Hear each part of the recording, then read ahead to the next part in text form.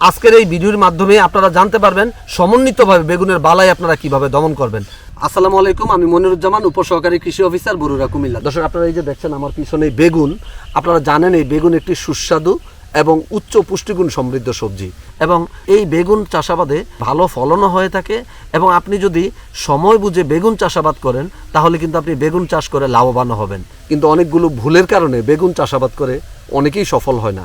বিশেষ করে জাত নির্বাচনের সমস্যা, সঠিকভাবে চাষাবাদ পদ্ধতি না জানা এবং রোগ পোকা মাকড়ের আক্রমণের লক্ষণ না চিনে সঠিক দমন ব্যবস্থাপনা না নেওয়া, অসময়ে বেগুন চাষাবাদ করে এবং সঠিক জাত চাষাবাদ না করার কারণেই অনেকে বেগুন চাষাবাদ করে ক্ষতিগ্রস্ত হয়। দর্শক, আজকে থেকে আপনাদের সামনে তুলে ধরব বেগুন চাষাবাদ বিষয়ক 18 পর্বের ধারাবাহিকের মাধ্যমে এই বেগুন চাষাবাদের সর্বশেষ পরীক্ষিত কৌশল। প্রথম পর্বে থাকবে বেগুন চাষের উপযুক্ত মাটি, জলবায়ু এবং বৈশিষ্ট্যভিত্তিক বেগুনের সেরা জাত পরিচিতি। দর্শক, দ্বিতীয় পর্বে থাকবে বেগুনের বীজ হার, বেগুনের বীজ শোধন, বীজতলা তৈরি, চারা উৎপাদন এবং চারার পরিচর্যা বিষয়ক তথ্য। তৃতীয় পর্বে থাকবে বেগুনের বীজ বপন, চারার বয়স, চারার সংখ্যা নির্ধারণ এবং জমি তৈরির কৌশল। চতুর্থ পর্বে থাকবে বেগুনের সুষম সার ব্যবহার, সুষম সার প্রয়োগ পদ্ধতি এবং চারা রোপণ কৌশল। পঞ্চম পর্বে থাকবে বেগুন গাছে খুঁটি দেওয়া, পার্শ্বকুশি বা অতিরিক্ত কুশি ছাঁটাই এবং আগাছা ও সেচ ব্যবস্থাপনা। দর্শক, ষষ্ঠ পর্বে থাকবে বেগুনের হোয়াইট ফ্লাই বা সাদামাছি পোকা ব্যবস্থাপনা। সপ্তম পর্বে থাকবে বেগুনের থিপস পোকা ব্যবস্থাপনা। অষ্টম পর্বে থাকবে বেগুনের জাপ পোকা ব্যবস্থাপনা। নবম পর্বে থাকবে বেগুনের পাতার হপার পোকা ও শ্যামা পোকা ব্যবস্থাপনা। দশম পর্বে থাকবে বেগুনের ইপিলাকনা বিটল বা কাঁঠালে পোকা ব্যবস্থাপনা। 11তম পর্বে থাকবে বেগুনের রেড মাইট বা লাল মাকড় ব্যবস্থাপনা।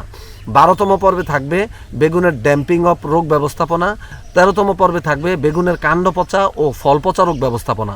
14তম পর্বে থাকবে বেগুনের তুলসী পাতা বা খুদে পাতা বা গুচ্ছ পাতা রোগ ব্যবস্থাপনা। 15তম পর্বে থাকবে বেগুনের পাতার দাগ রোগ ব্যবস্থাপনা।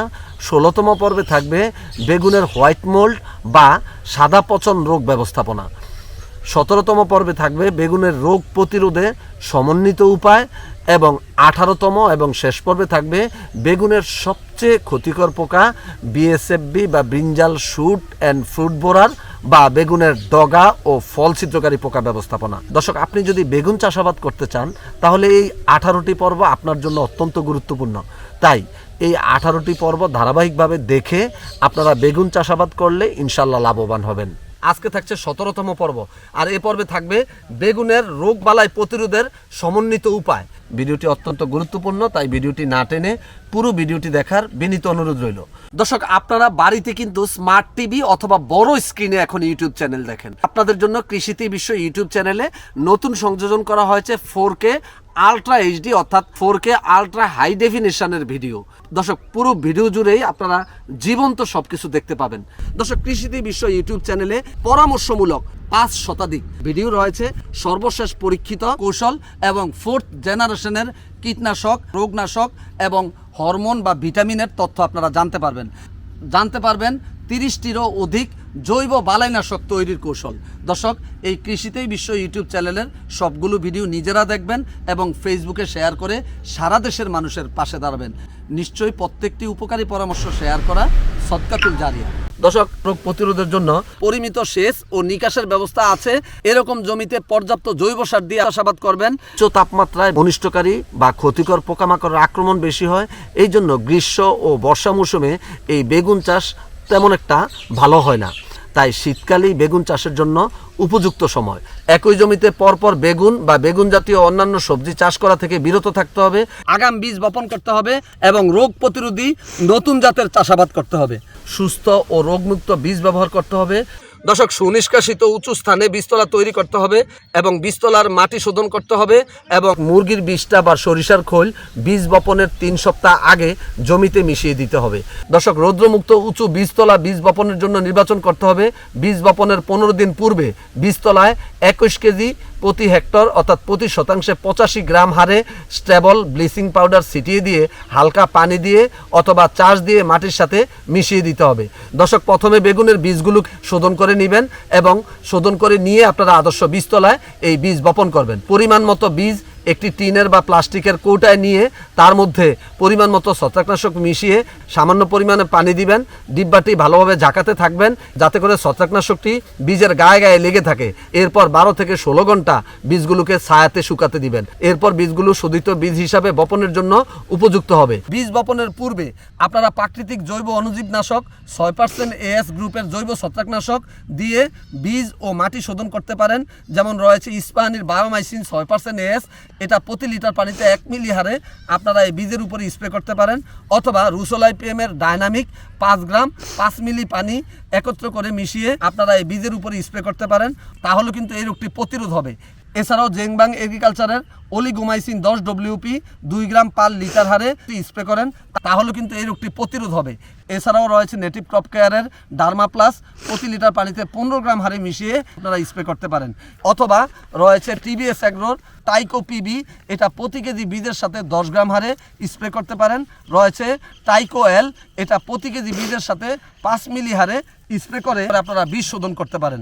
দর্শক, এছাড়াও কার্বক্সিন ও থিরাম কম্বিনেশন গ্রুপের হোসেন এন্টারপ্রাইজের ফোব্যাক্স 200 WP 10 গ্রাম বীজের সাথে 3 থেকে 5 গ্রাম ভালো করে মিশিয়ে 2 থেকে 3 ঘন্টা রেখে দিবেন।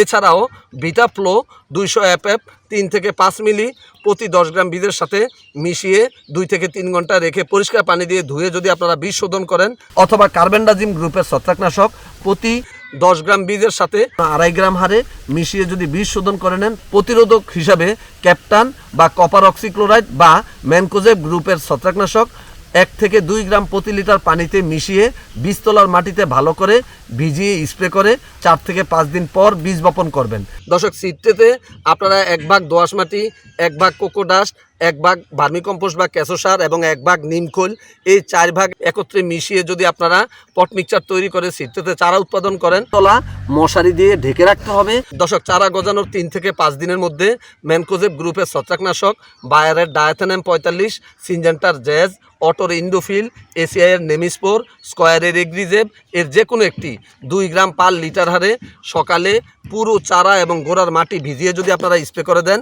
এবং 7 দিন পরে যদি পুনরায় স্প্রে করেন, জমিতে সর্বশেষ চাষের পূর্বে অন্যান্য জৈব ও রাসায়নিক সারের সাথে ইস্পাহানির বায়োডার্মা বা বায়োডার্মা সলিড 100 গ্রাম পার শতক, হ্যাকেমের টাইকস্ট 200 গ্রাম পার শতক, এসিআইয়ের বাম্পার টাইকো 100 গ্রাম পার শতক, টিবিএস অ্যাগ্রোর টাইকো পিবি 150 গ্রাম পার শতক হারে, লাল মাটি বা এসিটিক বা অম্লীয় মাটির ক্ষেত্রে শতাংশ প্রতি 4 কেজি হারে ডলচুন, 15 কেজি মুরগির বিষ্ঠা, 1 কেজি সরিষার খৈল গুঁড়া ও 1 কেজি নিমখোল দিয়ে যদি আপনারা জমি চাষাবাদ করেন, দর্শক, এই ডলচুন আপনারা একবার জমিতে প্রয়োগ করলে পরবর্তী 3 বছর আর প্রয়োগ করতে হবে না।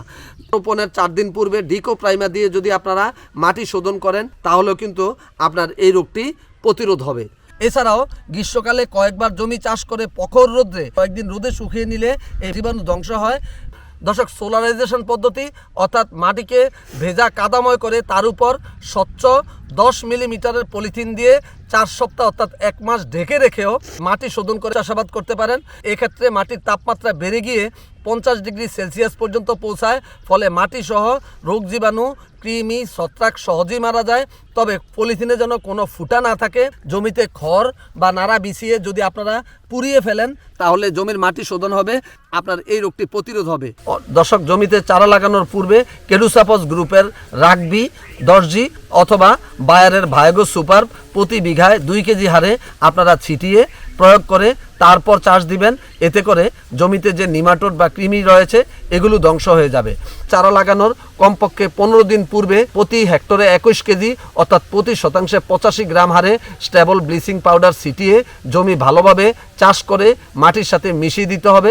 যেহেতু স্টেবল ব্লিচিং পাউডার খুব অল্প পরিমাণে লাগে, তাই জমিতে ছিটানোর সময় এর সাথে ছাই মিশিয়ে বা বালি মিশিয়ে আপনারা স্টেবল ব্লিচিং পাউডার ছিটাবেন। ডিম ও কীড়ামুক্ত চারা রোপণ করতে হবে।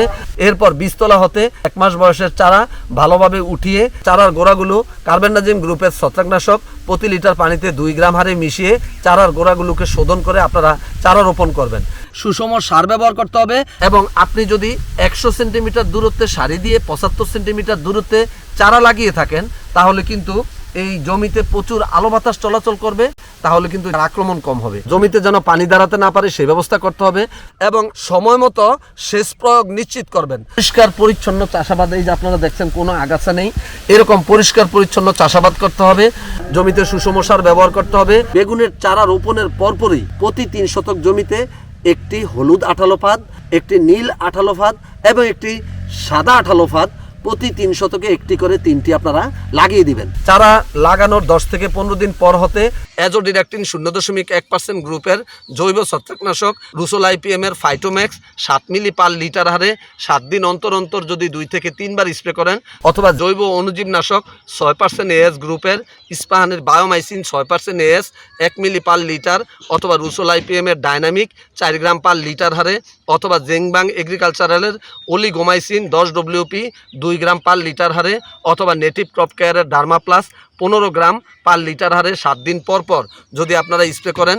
এছাড়াও টাইকোডার্মা ভিরিডি 0.5 থেকে 1%, বিউবারিয়া বেসিয়ানা 2 থেকে 3%, মেটারাইজিয়াম এনসোপিলা 2 থেকে 3%, টাইকোডার্মা হার্জিনাম 2 থেকে 3% গ্রুপের রুসোল IPM এর রিচার্জ বা লাইকোম্যাক্স যদি প্রতি লিটার পানিতে 3 গ্রাম হারে মিশিয়ে, অথবা 3% অলিগোস্যাকারিন এসএল ইস্পাহানির বায়োশিল্ড 1 মিলি পার লিটার হারে 10 দিন পর পর 3 থেকে 4 বার স্প্রে করতে হবে এবং গোড়ায় সমভাবে স্প্রে করতে হবে, তাহলে রোগগুলো প্রতিরোধ হয়ে যাবে। দর্শক, উল্লিখিত সমন্বিত পদ্ধতিতে বেগুনের রোগবালাই দমন করে খরচের তুলনায় যথেষ্ট লাভবান হওয়া সম্ভব। দর্শক, শেষ করব আজকের 17তম পর্ব। 18তম পর্বে বেগুনের সবচেয়ে ক্ষতিকর পোকা BSFB বা ব্রিঞ্জাল সুডেন ফুড বোরার, অর্থাৎ বেগুনের ডগা ও ফল ছিদ্রকারী পোকা 4th জেনারেশনের কীটনাশক দিয়ে কিভাবে দমন করবেন সেই বিষয়টি তুলে ধরবো। তাই 18তম পর্বটি দেখার আমন্ত্রণ জানিয়ে শেষ করছি আজকের 17তম পর্ব। আপনি যদি বেগুন চাষাবাদ করতে চান, এই 18টি পর্ব মনোযোগ সহকারে দেখবেন, তাহলে আপনি বেগুন চাষাবাদ করে সফল হবেন। আল্লাহ হাফেজ। দর্শক, যারা আমার চ্যানেলটি আজকেই প্রথম দেখছেন, তারা পরবর্তী ভিডিওটি দেখতে চ্যানেলটি এভাবে সাবস্ক্রাইব করে পাশে থাকা বেল আইকনটিতে অল ক্লিক করে আমার সঙ্গেই থাকুন। এভাবে একটি একটি করে প্রযুক্তি ছড়িয়ে যাবে সারা দেশের কৃষক ভাইদের কাছে।